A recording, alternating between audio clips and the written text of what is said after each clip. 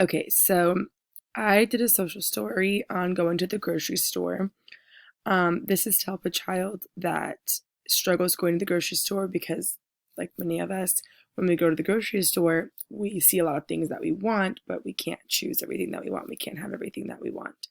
So, this would be helping them with their behavior and understanding that you may be able to get some things, but not everything, and to help prevent meltdowns and ease their anxiety. So, I would start by saying, today we are going to the grocery store. First, you and mom are going to get into the car and drive to the grocery store. When we get to the grocery store, we will start to fill up the cart with food. When we go to the grocery store, there will be a lot of foods that I enjoy and want to put into the cart. I might be upset that mom does not let me put everything I want inside of the cart. That is okay with everyone.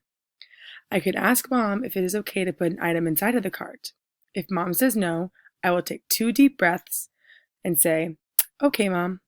If mom says yes, I will say thank you and put those items inside of the cart.